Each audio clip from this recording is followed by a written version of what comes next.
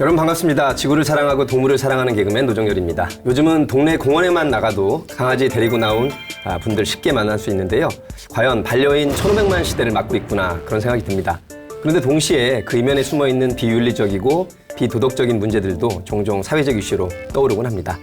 갈수록 늘어나는 유기견, 유기무 문제는 기본이고요. 상상조차 힘든 끔찍한 동물학대 사건들, 또 길고양이로 인해 발생하는 여러 갈등처럼 다양한 이유로 많은 동물들이 고통을 받고 있습니다. BTN 특집 생명존중 프로젝트 지구를 지켜라 세 번째 시간입니다. 물건이 아닙니다. 생명입니다를 주제로 전문가분들과 함께 이야기를 나눠보겠습니다. 반려인 1,500만 명 시대. 급속도로 성장한 펫산업. 그 이면에 존재하는 어둠의 그림자. 생명의 상품화가 불러온 기업화된 개농장. 쓰레기와 오물로 가득한 애니멀 호딩의 현장. 학대받고 방치되고 버려지는 수만 마리의 반려동물들. 인간과 동물, 행복한 공존을 위한 우리에 대한은 무엇인가? BTN 생명존중 프로젝트 지구를 지켜라. 오늘 함께해 주실 분들을 소개합니다. 불교환경연대 유정길 운영위원장님과 함께합니다. 어서 오십시오. 네, 안녕하세요. 불교환경연대 녹색불교연구소 소장 유정길입니다.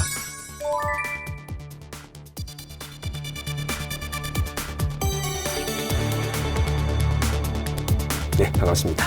환경부에서 선발한 환경 인플루언서십니다. 지구시민연합 홍다경 청년팀장님 어서 오십시오. 네, 안녕하세요.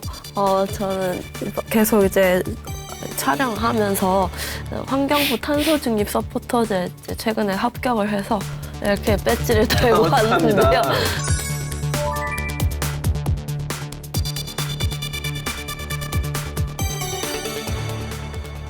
그리고 동물들의 생명권 보호를 위해 최전선에서 활동하고 계신 분입니다. 동물권 행동 카라 더봄센터의 김현지 센터장님 어서 오십시오. 안녕하세요. 동물권 행동 카라에서 일하고 있는 김현지 활동가라고 합니다.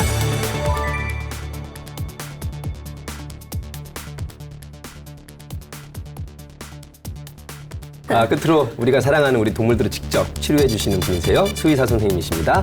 카라 동물병원의 김현정 부원장님 어서 오십시오. 네, 안녕하세요. 카라 동물병원 김현정 수의사입니다.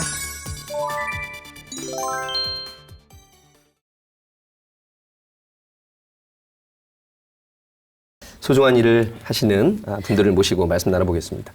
예전에 지금도 인기 있죠? 걸그룹 카라가 있었는데 또 동물을 좋아하는 분들은 동물권 행동 카라라는 곳이 있다더라 많이 상당히 알고 계시더라고요. 어떤 곳인지 우리 김 센터장님께서 소개 좀 해주세요. 네, 걸그룹이 근무하고 있지는 않지만 카라의 전시는 2002년 아름품으로 거슬러 올라가고요. 아름품은 동물에 대한 구조와 입양 활동을 하던 봉사자들의 모임이었습니다. 그러던 모임이 좀 더 근본적인 동물 보호 정책과 이제 구조 활동에 관심을 갖다 보니 조금 더 큰 그런 활동을 꿈꾸게 되었고 2010년에는 동물보호 시민단체 카라, 2018년에는 동물권 행동 카라로 명칭 변경을 하게 되었습니다.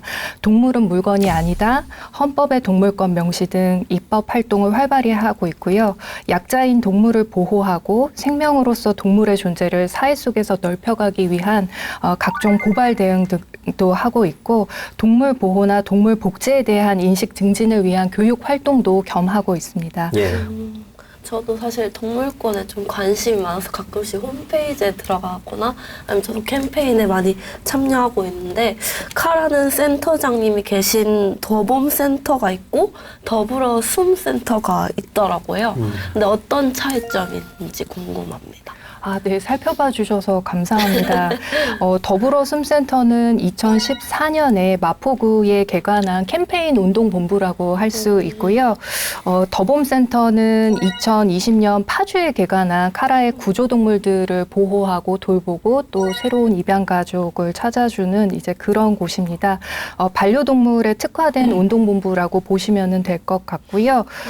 이 밖에도 더불어 숨센터에는 카라 동물병원, 그리고 입양 활동을 하는 입양 플랫폼인 아름품, 생명공간 킁킁 도서관이라는 동물 전문 도서관이 같이 위치하고 있습니다. 예. 참 이름들이 좋습니다. 더불어 숨센터 또 더봄센터 많이들 인식해 주시길 바라겠습니다. 우리 김 부원장님이 지금 카라 동물병원에서 일하고 계신데 일반적인 동물병원과는 어떤 차이가 있을까요? 일단은 아까 센터장님이 말씀해 주셨는데 더숨센터 일단 카라동물병원은 2014년도에 더숨센터 개관을 할 때 우리나라 그 보호단체에서 최초로 부속 동물병원이 더숨센터에 위치를 하고 자리를 그때서부터 개관이 들어갔고요. 그때 외래 진료를 같이 병행하면서 구조동물이나 카라에서 보호하고 있는 아이들 진료를 같이 병행을 했었어요. 근데 2020년도에 이제 더봄센터가 개관을 하면서 저희가 이게 이제 좀 더 그 더봄센터 우리가 보호하고 있는 아이들, 구조하고 있는 아이들한테 좀 더 집중적으로 진료나 치료를 좀 하기 위해서 2021년에 저희가 그쪽으로 이전을 했고요. 그리고 이전을 하고 난 다음에는 저희는 외래 진료를 보고 있지 않습니다. 예, 외래 진료를 보고 있지 않은 게 큰 특징이고 1차적인 진료는 그 안에 있는 보호소 안에 있는 아이들 그리고 카라에서 구조하는 아이들의 1차적인 진료를 일단 진행을 하고 있어요. 예, 가장 도움이 필요한 우리의 동물들 위해서 애써주고 계시군요. 유정길 위원장님도 카라하고 인연이 깊으시다고요? 네, 이제 깊죠. 2014년에 카라에서 그 더불어 숨 센터 지을 때 제가 그 여러 준비위원 중에 한 사람이어가지고 예. 같이 준비를 한 적도 있었고요.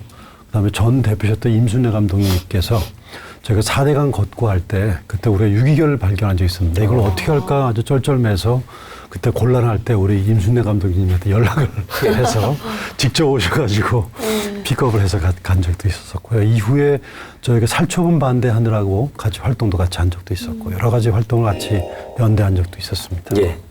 반려인 1,500만 시대라고 하는데요. 우리가 일상생활에서 주위에서 흔히 볼 수 있는 동물은 역시 개와 고양이가 아닐까 싶습니다. 김 센터장님, 실제로 통계 같은 게 있을까요? 일일이 조사한 통계는 없지만 정부에서 연간 표본 조사를 실시를 하고 있고요. 예. 그 표본 조사상으로 봤을 때 반려견은 국내에 550만 마리로 추정이 되고 반려묘는 250만 마리로 추정이 되고 있습니다. 약 800만 마리의 반려동물과 함께 살고 있는 셈이죠. 예. 1인 가족도 있고 2, 3인 가족을 합치면 정말로 1,500만 시대가 넘는 것은 분명히 보이는 것 같습니다. 물건이 아닙니다. 생명입니다. 라는 주제로 오늘 말씀 나누고 있는데 이 카라에서 인권을 넘어서 생명권으로 가야 한다는 주장을 오랫동안 펼쳐오신 걸로 알고 있습니다. 센터장님, 생명권이라는 게 정확히 뭘까요? 사실 저는 이 질문이 제일 어려운 질문인 것 같습니다. 그럼에도 불구하고 뭔가 정의를 드리고자 하면 인간의 일방적인 이용 관점으로만 사람들은 이제 동물을 바라보는데요. 그다음에 그리고 또 뭐 동물들은 그런 이용도에 의거해서 뭐 농장동물, 저도 오늘 농장동물, 뭐 반려동물, 산업동물, 실험동물 이런 이야기를 하겠습니다만 그런 동물에 대한 구분도 그렇고 한데 동물의 복지를 심지어 인간과 경합하는 것으로 인지하기도 합니다. 내가 이런 정도의 복지 수준인데 왜 개한테까지 그렇게 잘해주냐라는 어떤 그런 경합적인 사고인데요. 하지만 실제 따지고 보면 동물에 대한 이용은 전혀 당연하지 않습니다. 생명이고요. 하나의 생명으로서 마땅히 존중되어야 한다는 사고에서 이 생명권이라는 개념이 출발할 수 있을 것 같습니다. 네. 불필요한 고통을 최소화하는 일에서부터 시작을 해서 함께 살아가는 사회 속에서 동물의 복지를 지켜주고 확장해가는 일, 이제 그런 활동들로 더 지평을 넓혀 나가야겠죠. 불교적으로 볼 때는 생명권이라고 한다면 부처님의 첫 번째, 다 5개 중에서 첫 번째가 불살생계율입니다. 예. 모든 생명들을 함부로 죽여서는 안 된다는 게 첫 번째 계율이고요. 불교에서는 모든 생명들은 동일한 생명의 권리가 있고 동일한 생명적 가치가 있다고 생각합니다. 그런 측면에서 생명의 권리라고 하는 것들은 인간이 고통을 느끼고 인간이 죽지 않고 싶어하는 것만큼이나 모든 생명들은 저마다 자기 명대로 살 권리가 있고 그 자체로 존중받아야 할 권리가 있는데 예. 그런 인식의 전환이 있어야지만이 올바르게 인간과 동물들과 올바른 관계를 회복하는 것들이 대단히 중요한데 예. 그게 바로 생명권을 회복하는 일이 그 시작이라고 볼 수가 있습니다. 불교 철학에서 말하는 이 생명권의 개념까지 잘 들었습니다. 지금은 반려동물이라는 표현이 익숙하지만 저희 어렸을 때는 애완동물이다 뭐 이런 표현이 익숙했던 것 같습니다. 그 표현에 굉장히 문제점이 있었다는 것도 최근에 들어서야 더 깨달았고요. 많은 분들의 노력이 있었기에 많이 달라진 점도 있던 것 같습니다. 우리 김 부원장님 보시기에 어떤 점이 이렇게 달라졌을까요?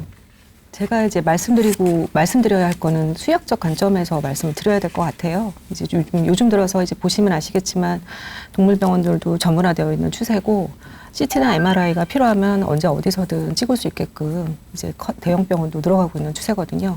그 자기 가족이 기르는 반려동물이 아플 때 정말 적절하고 전문적인 치료를 받을 수 있게끔 계속 고민하시고 비용에 대해서 아낌없이 하시는 보호자분들이 굉장히 많이 늘고 있어요. 그래서 아무래도 이제 말씀하셨던 반려동물이라는 가족이라는 개념이 그 점진적으로 보편적으로 좀 늘고 있다. 예. 예, 좀 많이 그렇게 늘고 있는 것 같습니다.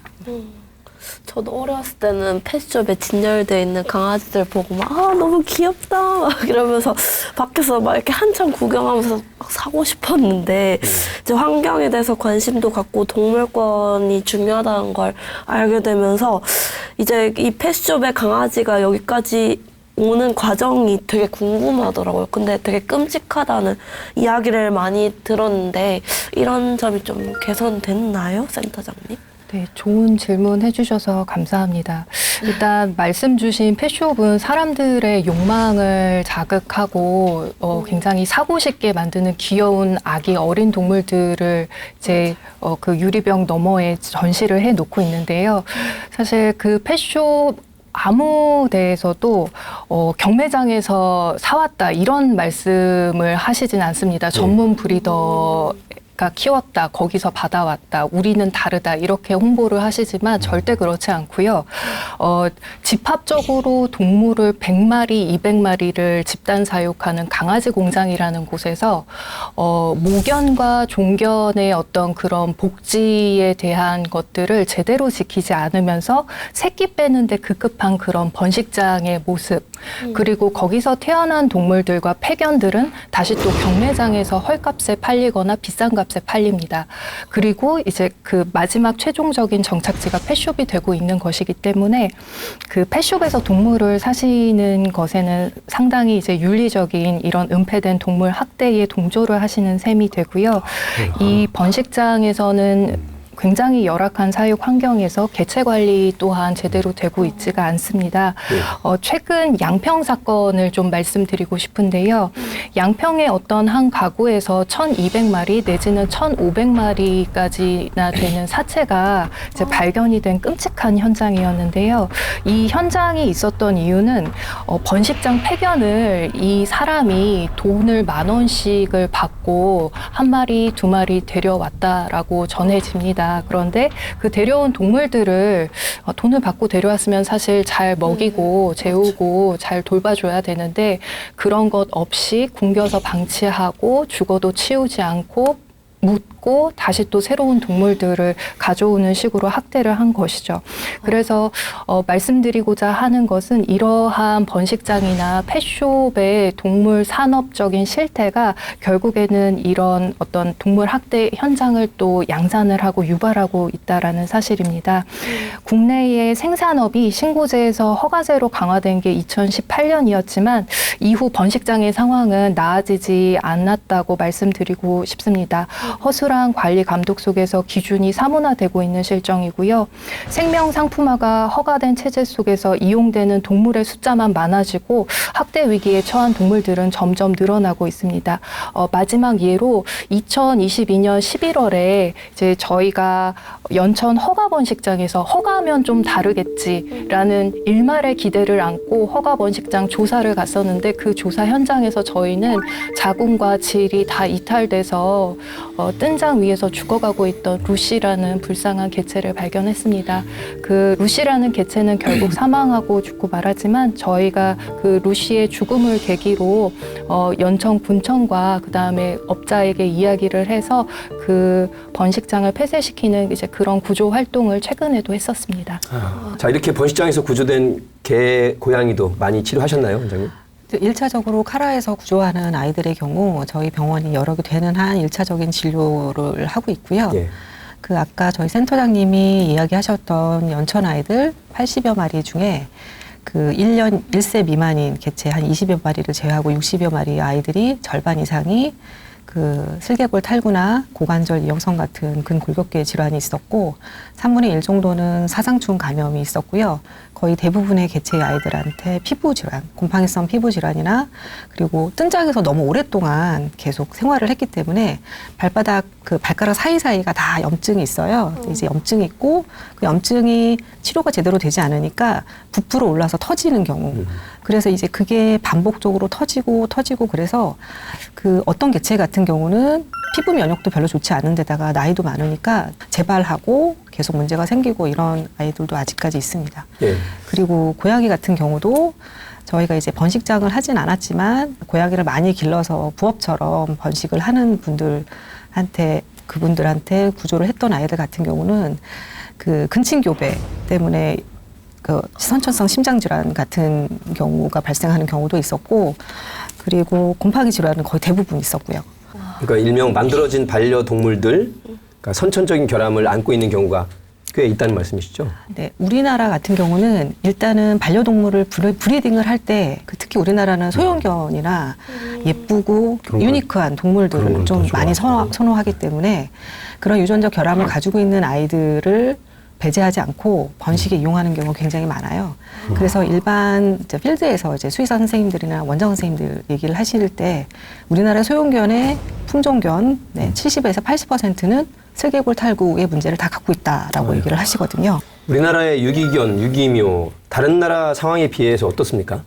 사실 동물보호 선진국들의 사례에 비하면 국내의 어떤 이런 동물복지 상황은 중간이라기보다도 그보다도 더 열악한 그런 상황입니다. 그래서 단편적인 일례가 이제 연간 유기동물의 발생 마리수로 척도를 삼을 수 있는데요. 연간 계속해서 15만 마리가 버려지고 있다라는 부분이 사실 믿기지 않으실 수도 있지만 이 수치에는 사설보호소라든지 피약대 동물의 수는 반영이 안 되어 있고 오로지 시보호소에 입소하는 동물들의 숫자만 카운팅이 된 것이거든요. 그래서 이러한 시보호소로 입소하는 동물들의 상황도 그렇고 시보호소에서 동물들을 또 열악하게 관리하는 상황도 그렇고 모든 것들이 복합적인 문제라고 볼 수 있습니다. 예. 카라는 어떻게 안락사와 관련돼서는 안락사를 하지 않고 있죠. 네, 카라는 안락사를 하고 있지 않고요. 이제 카라에서 구조되어 있는 이제 카라가 구조 역사가 꽤 길기 때문에 구조가 돼서 입양을 못 간 아이들은 카라의 덧봄센터 안에서 다 보호를 하고 케어를 받고 있어요.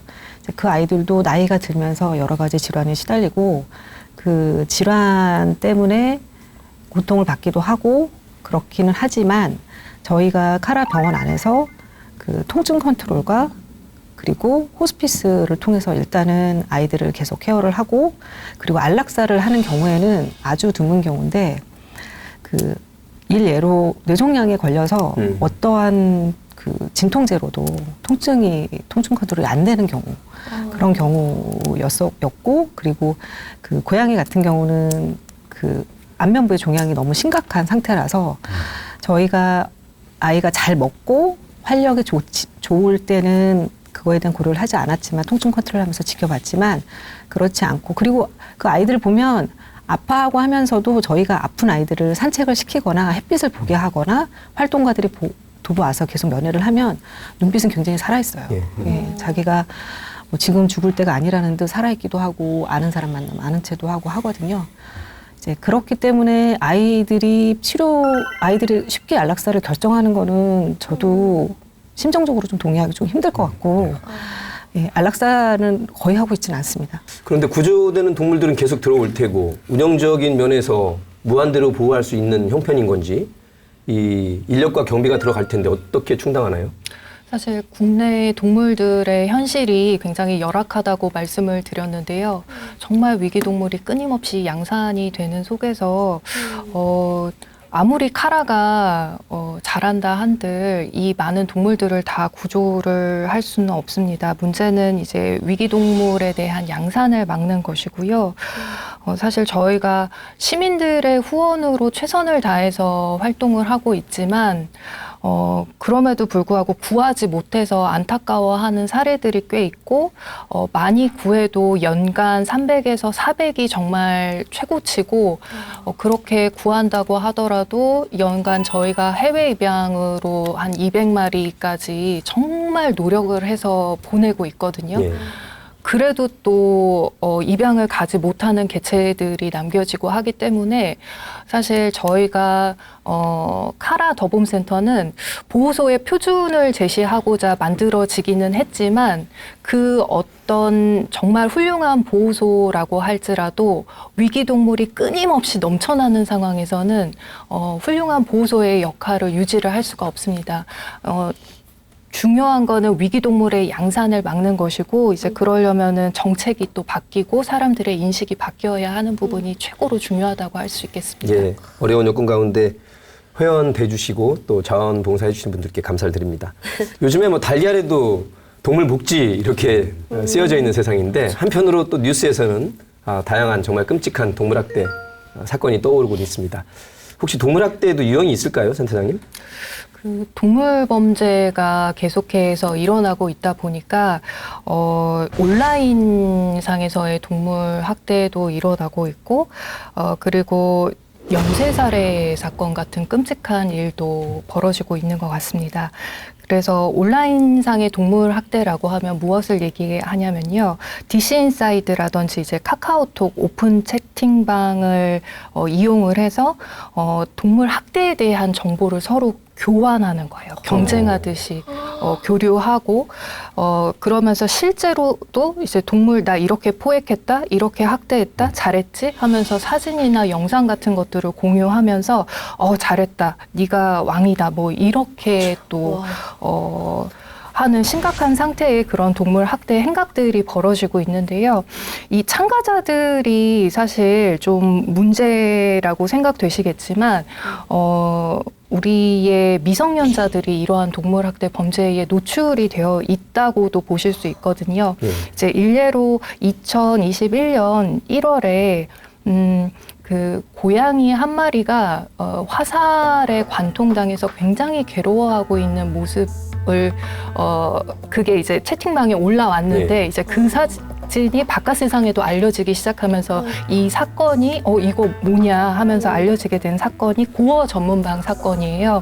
그런데 그 고어 전문방은 카카오톡 오픈 채팅방이었고요. 이제 그런 잔혹한 고양이들의 모습을 보여주고 또 학대하는 것들을 자랑하듯이 공유를 하면서 서로 정보를 주고받았고 사람에 대한 범죄까지도 같이 언급을 하면서 했었던 동물판 엠번방 사태라고 보실 수 있겠습니다. 예, 그렇게 해도 집행유예가 1심에서 일단 나왔고요. 정말 듣기만 해도 너무 끔찍한 범죄인데 청소년들이나 청년들이 또 여기에 많이 몰두해 있는 측면도 있는 것 같아서 도대체 어떤 마음으로 이렇게 동물을 학대하는 걸까요? 아마 이 아이들 같은 경우는 우리 사회가 사람이 중심이고 인간이 중심이고 모든 동물들은 사람들의 먹이가 되거나 다른 일반 자연물들은 인간 이외의 모든 것들은 사람에게 이제 종속되거나 이용돼야 될 상대라고 생각하는 어떤 사회적 가치가 일정하게 그런 아이들한테 아주 잘못된 습관을 갖게 만든 거라고 보여집니다. 그러니까 인간 이외엔 모든 것들은 다 중요하지 않다고 생각하고 그런 것들이 동물들을 학대하게 만들고 짐승들을 학대하고 만들 거죠. 이를테면 자기 기준으로 해서 좋다 나쁘다를 갖다 판단하게 만드는 것. 이게 이제 모든 문제의 원인의 시작이라고 볼 수가 있죠. 예. 아유, 인간들이 반성할 점들이 많네요.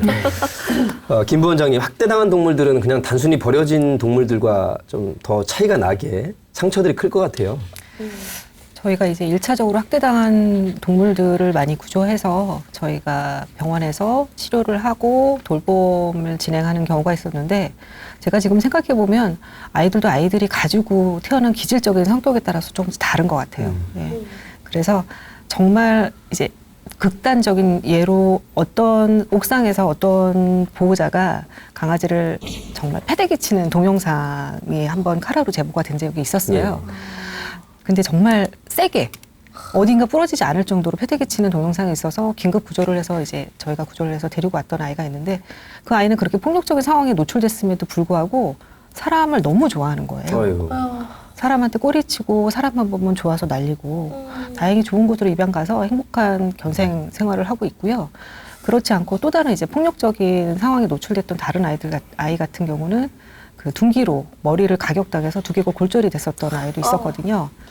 그 아이는 보통 사람들이 생각하기에 폭력적인 상황에 노출된 아이들은 폭력적인 성향을 띨 것이다라고 생각을 많이들 하는데 물거나 공격적인 행동을 하지는 않아요. 그 아이는 대신에 사람 손을 좀 두려워하는 경우가 좀 큽니다. 예. 근데 지금 활동가들이 열심히 활동하고 아이들 사회성도 늘리고 사회성도 좋게 열심히 교육을 하고 있어서 지금 입양 가려고 준비 중이에요. 동물 학대와 관련해서 중요한 사회적 이슈가 있다고 들었는데 개식용 철폐에 관한 부분인데 개인의 자유 아니냐, 닭, 소, 돼지 이렇게 막 각종 육류는 다 되는데 왜 개만 안 되냐? 라는 주장을 하시는 분들이 있는데요. 네. 이 부분에 대해서 좀 말씀을 들려주시면 좋겠어요. 네, 사실 소, 돼지, 닭이 불쌍한 거죠. 네, 소, 돼지, 닭이 불쌍한 건데 그런 농장동물들의 축산동물로서 바라보는 것을 이제 규정하고 영원히 딱 그렇게 규격화시키고 싶지는 않지만 현재의 어떤 사회 법제상 식용 가능한 동물이 있고 가능하지 않은 동물이란 것이 있습니다. 그런데 국내법상 개는 식용 가능한 동물이 아니에요. 사실 우리가 이제 먹기 위해서 식탁에 올리는 그런 식재료들은 식품위생법상의 어떤 허가 기준 같은 것들을 하나씩 다 거친 그런 생산품들입니다. 그러니까 개고기라는 것은요, 그런 기준 자체가 없어요. 예. 없기 때문에 굉장히 더럽고 비위생적인 환경에서 동물 학대, 그러니까 동물보호법을 위반하면서 그 동물들을 굉장히 고통스럽게 죽이고 그러한 것들을 지금 계속 업으로 영위를 해 나가고 있는 기형적인 산업이 바로 개식용 산업인 것이죠. 그래서 개식용에 대한 부분은 사실 먹는 문제이기 이전에 동물 학대에 대한 문제이고, 그리고 이 산업은 사실 지금 이대로 이분들이 원하는 대로의 모습을 갖춘다면은 지속 가능하지가 않습니다. 왜냐하면 이분들은 지금 개농장에 음식 쓰레기 걷어와서 그거 공짜로 받거나 아니면은 돈을 받고서는 가져오는 거거든요. 거기에도 이제 불법적인 요소가 많이 섞여 있어요. 그렇게 해서 이제 먹이면서 일부 또 남는 거는 또 불법 투기하고 이제 이런 식으로 하는 건데, 만약에 그 음식물 쓰레기가 개 사료로 대체된다라고 생각을 해 보십시오. 그리고 우리가 어떤 동물의 습성을 생각을 했을 때 그 사육 환경이라는 조건을 제시를 해줘야 되는데, 정말 그렇게 큰 개들을 그 개의 습성을 존중하는 사육 환경을 해준다? 그럼 뜬장으로 해서는 안 되죠. 바닥 사육 해줘야 되죠. 또 산책시켜줘야 되죠. 이런 부분을 허가 관계에서 관리를 한다라고 했을 때 이해타산이나 수지타산이 전혀 맞지 않게 되어 있습니다. 예. 그렇기 때문에 오늘의 동물복지적인 상황에서는 개식용 산업은 불가능합니다. 그렇기 때문에 이제 먹지 않아야 하는 것이고요. 요즘에는 반려동물을 사지 말고 입양합시다, 이런 캠페인들이 벌어지고 있는데 짐작은 갑니다만 어떤 의미일까요, 김 센터장님? 네, 제가 앞전에서 말씀드리기는 했지만 유기동물의 단편적인 현실만 보더라도 15만 마리가 연간 발생하고 있는 상황에서 이제 절반이 죽잖아요. 그런데 이제 또 펫숍 등지에서 만약에 소비자들이 동물을 계속 이제 욕망에 입각해서 구입을 한다면 눈에 보이지 않는 강아지 공장이나 경매장 등지에서의 동물 학대에 일조를 하시는 셈이고, 그래서 이제 저희는 소비가 학대다 라는 말씀을 그냥 과감히 드리고 싶고요. 건강한 동물을 안락사하면서 유행 품종견을 또다시 번식시키는 것보다는 현재 갈 곳 없는 처지에 놓인 동물들을 가족을 찾아주고 보호해야 하는 것이 맞다고 생각됩니다. 예. 도심에서 이 개나 고양이의 습성도 모르고 그냥 이쁘니까 크니까 좋을 것 같으니까 대책 없이 일단은 입양을 했다가 나중에 어려워지니까 버리는 경우 때문에 바로 이런 문제가 생긴 거 아니겠습니까? 꼭 반려동물을 입양하실 분들, 뭐 예전 표현으로 하면 사실 분들이 반드시 염두에 둬야 될 점 어떤 거 있을까요? 일단 평생 반려라는 개념을 기억을 하시고 반드시 이제 그 준비가 나는 됐다라고 생각이 되실 때 가족분들의 동의까지 다 구하시고 네. 나서 그 동물들을 입양하셔야 평생 된다라고. 키운다 이런 마음으로 해야 된다는 말씀. 가족입니다. 네. 사람 가족이죠. 입양하는 거랑 똑같은 거죠. 네. 그렇죠. 사람 입양하는 거와 똑같은 거죠. 네. 그렇게 마음의 준비가 철저할 때, 네. 가족들의 네. 동의가 있을 때. 네네. 경제적인 준비도 사실 필요합니다. 그렇게 네. 해도 또 어려운 경우가 있는데 네, 네, 알겠습니다. 맞습니다. 우리 프로그램 막내 작가도 고양이 키우다가 갑자기 공격적으로 바뀌었다고 딴 마음 품었다가 고양이 전문가를 만나서 잘 화해한 케이스가 있는데 요즘 반려동물 관리사 자격증 뭐 이런 게 있다고요? 네, 반려동물 관리사 자격증이 있다고 하더라고요. 그거에 대해서 전문적으로 제가 잘 알지는 못하는데 지금 도심에서 보면은 보시면 아시겠지만 깨끗한 건물에 뭐 동물과 관련된 뭔가 이름이 있는 반려동물 유치원도 늘고 있거든요. 예. 그래서 호텔도 있죠. 예, 호텔은 예전부터 있었지만 일단 유치원이 많이 늘고 있고요. 유치원에 가서 사회성 교육도 받고 훈련도 받고 낮잠도 자고 친구들도 만나고 그래서 그런 분들이 늘어나는 거는 굉장히 고무적이고 좋은 현상이라고 생각하고요. 그리고 키우면서도 문제 행동은 발생할 수 있어요. 제가 아까 말씀드렸지만 우리나라는 외모와 크기를 보고 많이 번식을 하기 때문에 문제 행동이 발생하는 경우가 많습니다. 그리고 엄마 밑에서 형제들과 8주 이상 같이 지내야 사회성도 좋아지고 그리고 분리불안이나 다른 문제 행동이 8주? 네. 네. 다른 문제 행동이 발생하지 않는데 이런 펫숍이나 이런 데서 이제 구입을 하거나 분양을 받게 되는 경우에 보통 3, 4주령의 엄마한테서 뛰어와서 경배를 통해서 그 분양 있는 그 유리창 안에서 갇혀 있기 때문에 그 아이가 집으로 갔을 때는 뭐 쓰레기통을 많이 뒤진다던가 가구를 많이 물어 뜯는다던가 보호자가 없을 때 계속 짖는다던가 하는 문제 행동이 있을 수 있거든요. 이제 그런 경우에는 아무래도 전문가의 도움이나 뭐 반려동물 유치원이나 아니면 더 나아가서는 이제 약물 치료, 전문 수의사 선생님 통해서 약물 치료를 통해서 계속 개선을 나가서 계속 평생 같이 있을 수 있게 예. 해야 되는 게 중요할 것 같았어요. 평생 같이 산다 이런 생각으로 입양하는 것이 굉장히 중요한데 보통 보면 이게 초기 예절 교육 같은 경우도 굉장히 중요하다고 얘기 들었어요. 이렇게 어쨌든 그 개인적인 노력뿐만 아니라 다양한 사회적인 노력이 같이 필요한데 아까 말씀하신 것처럼 시골에 있는 어떤 그런 동물 같은 경우에 지방자치단체라든가 이런 데서의 어떤 정책적인 캠페인이라든가 인식교육 같은 것들도 필요할 것 같고요. 어떤 법적인 어떤 그런 조치들도 필요할 것 같은데 2021년 7월에 그 동물은 물건이 아니라는 그런 내용의 민법 98조 2항이 신설될 예정이라고 얘기를 들었습니다. 아마 조만간 좀 될 거라고 좀 기대를 하고 있는데 일단 동물 유기도 범죄지 않습니까? 네. 또 동물을 학대해서 죽이는 것도 한 3천만 원 이하의 벌금을 물도록 되어 있다고 하는데 이런 좀 강력한 조치들이 사회적으로 좀 있어야지만이 이 보호를 할 수 있지 예. 않을까 싶은 생각이 들어요. 결국에는 아직 통과는 안 됐다. 네. 뭐 국회의원들뿐만 아니라 온 사회의 우리 구성원들이 정말 사람한테 동반자라 그러잖아요, 그죠? 정말 우리 동반 동물이라고 생각하는 마음이 정착이 돼야 될 것 같습니다. 자, 이렇게 동물권, 생명권 보호를 위해서 애써주신 현장의 두 분을 만나 뵙고 여러 말씀을 들었더니 저도 여러 가지 생각을 하게 됩니다. 아직도 많은 일부 국민들 중에서는 사람도 살기 힘든데 웬 동물복지냐, 조금 편한 소리, 한가한 소리 하는 것 아니냐, 이런 얘기가 아직도 있어요. 어떤 말씀을 해주고 싶으신지요, 김 센터장님. 네, 그 동물 복지하고 사람 복지하고 정말 경합적으로 생각하시는 분들이 있는데요.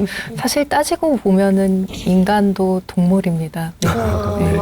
네, 동물인데 우리도 같은 동물의 입장에서 조금 열어놓고 마음을 열어주시면 좋겠고요. 사실 이제 국내의 동물 보호 현실이 조금 더 나았었더라면 제가 다른 직업을 택할 수도 있었겠다라는 생각이 들 정도로 너무 열악해요. 그러니까 저는 정말 이제 제 인생이나 이제 이런 부분들에 있어서 카라를 통해서 동물 보호 운동이 정말 절실히 필요하고 이제 그러한 운동들이 시민들의 수요를 또 충족을 해주고 있기 때문에 더 열심히 노력을 해야겠다라는 생각을 하고 있습니다. 예, 김 부원장님. 저는 일단은 직업이 수의사니까 지금 수의사에 대한 그 여러 분들이 생각하시기에는 일단 임상수의사는 고소득, 네, 돈을 많이 벌고, 예, 그리고 전문직이고, 예, 이런 생각들을 많이 하시더라고요. 네. 예, 그리고 임상수의사가 물론 그럴 수 있죠. 예, 그럴 수 있는데, 제가 일단은 카라에서 일하고 있는데, 이제 다른 필드에서 일하는 다른 선생님들이 물어보세요. 어때? 거긴 어때? 거긴 어때? 그러면 아주 힘들지. 왜냐하면 진료 볼 수 있는 한 사람이 진료 볼 수 있는 게 보통의 이제 임상 필드에서 많이 보시는 경우 20케이스 정도 되는데 저희는 뭐 40케이스까지 보는 경우도 있고 그 안에 수술도 병행을 해야 되는 경우도 있을 수 있고요.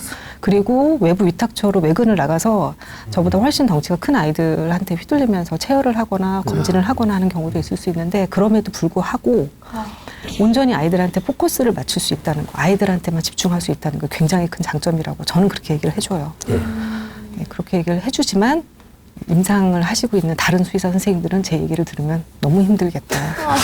아유, 진짜. 너무 힘들겠다. 그런데 임상을 하시는 분들은 물론 아실 거예요. 바깥에서 병원을 하시거나 원장 선생님들은 아이들의 질병의 진료나 진료의 질이나 이런 것들은 보호자에 달려 있습니다. 그렇군요. 네, 결국에는 보호자에 의해서 좌지우지되는 경우가 굉장히 많거든요. 근데 지금 저희가 카라에서 보호하고 있는 아이들은 저희가 보호자예요. 예. 그래서 저희가 그 아이들한테 보호자의 마음으로 진료를 할 수 있다는 게 굉장히 보람된 점이에요. 느껴집니다, 진심. 반려동물을 중심으로 인간과 동물을 아우르는 생명권에 관한 말씀을 나누고 있습니다. 반려인 혹은 반려인이 아니더라도 우리 모두의 생명권을 위해서 지금 당장 어떤 것을 실천해야 할까요? 네, 김선 회장님. 네, 그 농장동물 이슈에 이제 카라도 많이 주목하고 있다고 말씀드렸는데요. 우리가 너무나 당연하게 먹는 이 고기라는 개념은 사실 육식주의 이데올로기에 입각한 것입니다. 그래서 채식을 실천하는 채식인이 있는 게 아니고 우리 모두가 육식주의 이데올로기에 갇혀서 사는 것 같아요. 그래서 이제 그런 사고방식을 버리고 오늘 내가 하루 한 끼 뭔가 동물 혹은 어떤 고통을 유발하지 않고 그런 것들, 그런 좀 얘가 어떻게 내 눈앞에 왔지를 항상 좀 사고를 하면서 그런 소비를 좀 줄여 나간다든지 하는 그런 한 끼 실천이라도 해보심이 어떠할지요. 예, 알겠습니다. 김현정 부원장님. 저는 관심이요. 네. 그러니까 너무나 무관심 속에서 관심이 없으신 것, 그러니까 모르셔서 안 하시는 거, 못 하시는 거거든요. 그러니까 SNS 많이 하시니까 하다못해 SNS 팔로우를 좀 하셔서 정보를 받아보시는 것도 방법이고 이런 프로그램을 잠깐이라도 신청을 하시는 것도 좋은 방법이고 대안이라고 생각을 해요. 근데 모르셔서 실천을 못 하시는 경우가 너무 많기 때문에 조금만 관심 필요하다고 생각합니다. 네, 이 위원장님. 예, 지금 이제 동물권에 대한 말씀을 같이 나누고 있습니다. 근데 지금 아까 말씀드린 것처럼 지금 환경위기, 기후위기는 인간만 생각해서 발생된 문제입니다. 모른 다른 동물이라든가 자연들에 대해서는 전혀 고려하지 않고 인간에 의해서 이용된 것들이라고 생각해서 발생하는 건데 최근 들어서는 이런 생명권이나 자연권에 대한 인식들이 높아지고 있어요. 그 2008년에 에콰도르라든가 또 볼리비아라든가 뉴질랜드라든가 이런 나라들 같은 경우는 이제 하나의 동물들이 똑같은 인간과 동일하게 인격체로서 또 하다못해 심지어 산이나 강 같은 경우도 이것도 동등하게 사람과 같은 그런 권리를 갖고 있다라는 형태로 계속 이게 사회적인 질서들이 바뀌고 있습니다. 그런 이유가 우리가 그동안 기후위기가 너무 사람 중심적으로 인간만 살겠다고 했던 문제가 다른 동물들하고의 어떤 조화를 고려하지 않았던 문제라고 하는 것들이 이제 반성됨으로 인해서 발생된 문제이기 때문에 전 이렇게 어떤 모든 동물들도 제명에 살 권리가 있다. 이런 인식들로 특히 부처님의 가르침이 불살생의 계율이고요. 또 부처님께서는 초기에 이제 그 출가하실 때 모든 생명들이 함께 어떻게 행복할 수 없을까 이런 것들이 고민해 주던 내용이었었습니다. 그런 것들처럼 우리 불자들 같은 경우는 이런 그 동물들에 대한 권리, 모든 생명들에 대한 어떤 행복 이런 것들을 같이 좀 추구하는 생각들을 갖는 것들이 굉장히 중요하다고 생각이 됩니다. 예, 홍 팀장님. 네. 아까 이제 말씀해 주셨을 때, 저와 비슷한 나이 또래, 그리고, 미성년자 친구들이 이제 학대를 했다는 게 굉장히 저는 좀 충격적이어서, 저는 그런 게 있으면 좋겠다는 생각이 들었어요. 그러니까 처음에는 예쁘게 잘, 생각해서 데리고 왔는데, 동물도 다 생김새가 다르듯이 성격도 다를 텐데 키울 때부터 좀 교육도 잘 시켜주면 좋은데 시키는 사람이 사람이기 때문에 동물보호 자격증이 좀 생겨서 이 자격증을 취득한 사람만 동물을 키울 수 있도록 해주면 좋겠다는 생각이 많이 네. 들었습니다. 오죽하면 그런 생각까지 드셨겠어요. 독일에 실제 그런 제도가 있습니다. 그렇군요. 네. 운전면허증처럼. 네. 꼭 필요한 부분이라는 생각도 듭니다. 네. 자, 오늘 물건이 아닙니다. 생명입니다라는 주제로 우리 생명권에 관한 말씀 나눠봤는데 오늘 방송 함께 해주신 소감과 다짐이 어떠신지 오늘 총평해 보겠습니다. 역시 순서는 같이 하겠습니다. 김 센터장님.